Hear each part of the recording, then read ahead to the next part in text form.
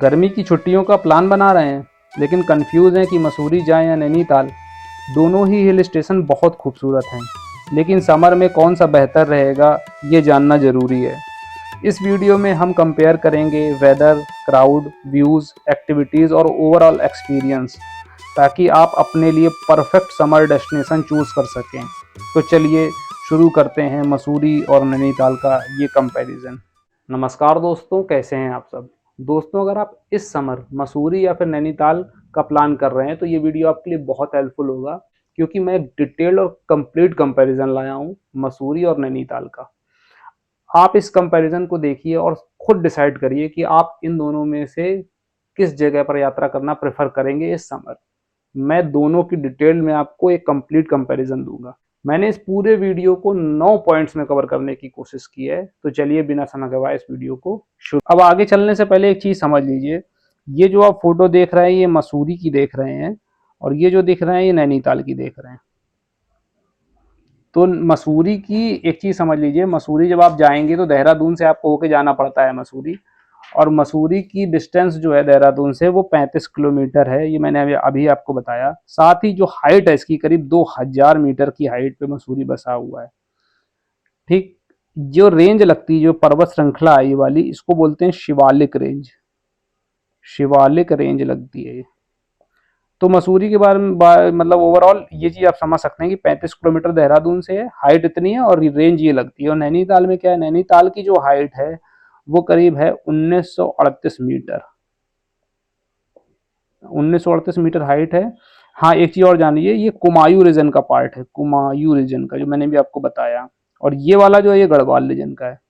तो ये ओवरऑल इन दोनों के बारे में थोड़ा सा जानकारी आपको इस होनी चाहिए कि कितनी कितनी हाइट पे है। एक चीज़ और जान लीजिए कि अगर आप बाई फ्लाइट आ रहे हैं तो मसूरी तक आप जाने के लिए आपको देहरादून आना होगा, जॉली ग्रांट एयरपोर्ट। और नैनीताल साइड जा रहे हैं तो वहाँ एक एयरपोर्ट है, पंतनगर एयरपोर्ट, तो वहाँ तक भी आप जा सकते हैं। जनरली लोग देहरादून के जॉली ग्रांट एयरपोर्ट ही आते हैं, फिर अपना रूट डिसाइड करते हैं कि किधर जाना है। अब मैं अपने दूसरे पॉइंट पे आता हूँ, वेदर की बात कर लेते हैं यहाँ पे।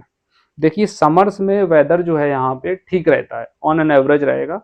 रात में हल्की फुल्की ठंड हो जाती है, लेकिन ज़्यादा ठंड नहीं रहती है। ऑन एवरेज ये मान के चलिए कि 15 डिग्री 20 डिग्री के बीच रहेगा। रात में ठंड जब होगी तो ये मान के चलिए 8 से 10 डिग्री चला जाएगा।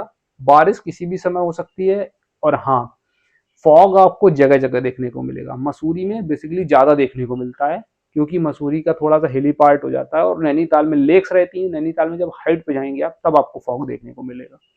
तो इन दोनों की बात करें तो दोनों में जो कंपेरेटिवली जो हमें पता चला, जो हमने फील किया, वो मसूरी मुझे ज़्यादा ठंडा लगा नैनीताल से।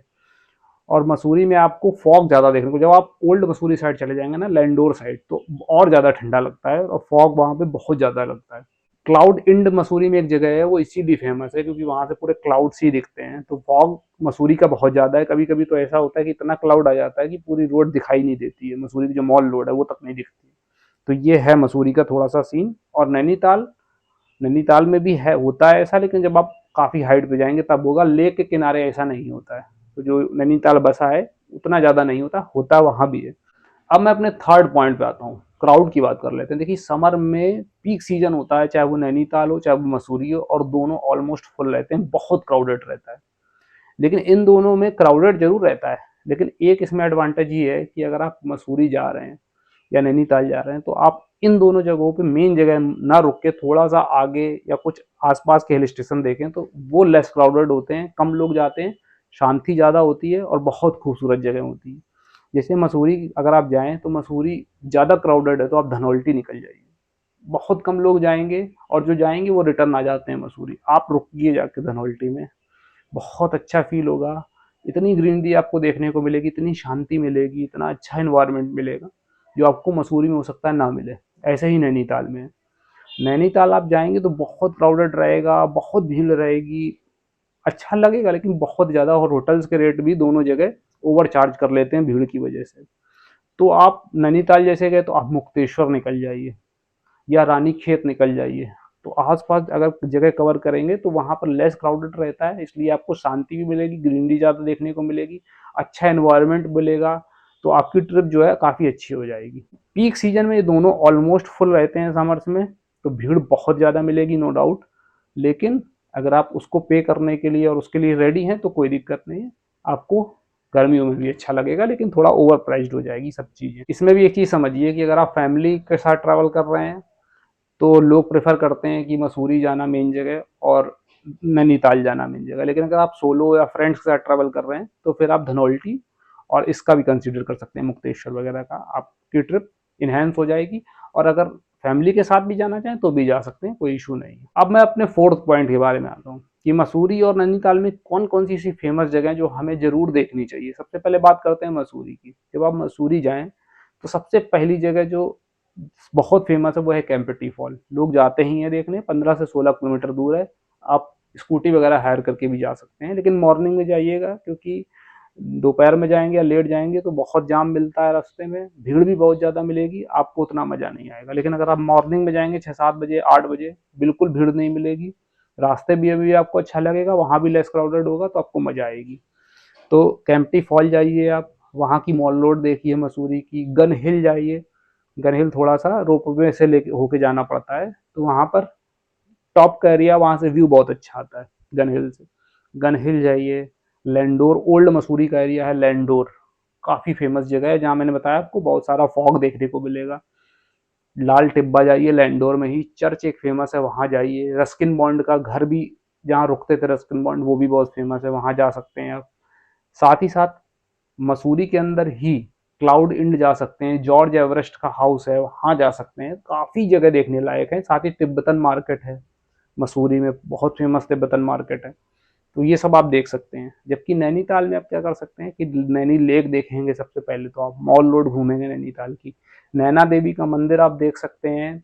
नैनीताल के दो एरिया हैं, एक मल्ली ताल है, एक तल्ली ताल है। मल्ली ताल है नीचे का एरिया, तल्ली ताल है ऊपर का एरिया, तो ये मॉल रोड के दो छोर हैं, तो ये आपको पता होना चाहिए। दूसरी चीज़, जब आप ऊपर जाएंगे तो ऊपर कई सारे पॉइंट्स हैं, जैसे कि एक है जीरो पॉइंट, एक है जहाँ से ऊपर से लेक दिखाते हैं, उसको मैंगो शेप में लेक दिखती है, एक वो पॉइंट है, एक इको पॉइंट है, एक सत्यनारायण जी का मंदिर है, ऊपर सुसाइड पॉइंट, लवर पॉइंट, कई सारे पॉइंट्स हैं ऐसे। वहाँ पे खुरपा ताल भी दिखाते हैं ऊपर ले जाके। तो यहाँ नैनीताल में भी कई सारे पॉइंट्स हैं जिसको आप देख सकते हैं। दोनों ओवरऑल काफ़ी खूबसूरत जगह हैं।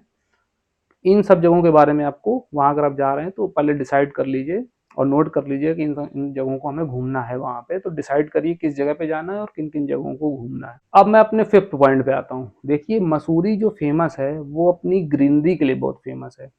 साथ ही वहाँ वैलीज हैं, वाटरफॉल्स, जैसे मैंने बताया कैंपटी फॉल है, वहाँ पर एक भट्टा फॉल्स है। तो ग्रीनरीज, वैली, वाटरफॉल्स, इन सब चीज़ों के लिए मसूरी बहुत फेमस है। और अगर हम नैनीताल की बात करें तो नैनीताल अपनी लेक्स के लिए, घने जंगलों के लिए, साथ ही वहाँ पर पाइन के फॉरेस्ट हैं, चीड़ के, तो इन चीज़ों के लिए बहुत फेमस है। नैनीताल मसूरी में और भी कई जगह हैं जो जिनके लिए बहुत फेमस है, क्योंकि दोनों रीजन अलग अलग लग जाते हैं ना। गढ़वाल रीजन अलग है, कुमायूं रीजन अलग है, दोनों का लैंडस्केप अलग है, लेकिन दोनों ही अपने आप में बहुत खूबसूरत जगह हैं।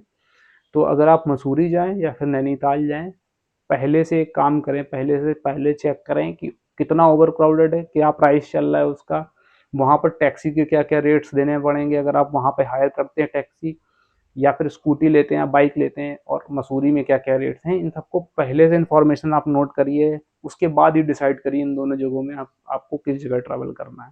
मैं अपने सिक्स्थ पॉइंट पे आता हूँ। एकोमोडेशन की बात कर लेते हैं और फूड की बात कर लेते हैं। मसूरी में और नैनीताल में मैंने पहले भी बताया, पीक सीजन रहेगा तो एकोमोडेशन महंगा रहेगा, लेकिन बजट रेंज की बात करें कि बजट कितना रहेगा और मिड रेंज में कितना रहेगा और लग्जरी में कितना रहेगा, तो बजट रेंज में मान के चलिए 2500 रुपये से तक आपको, 2500 रुपये तक आपको मिल जाएगा होटल।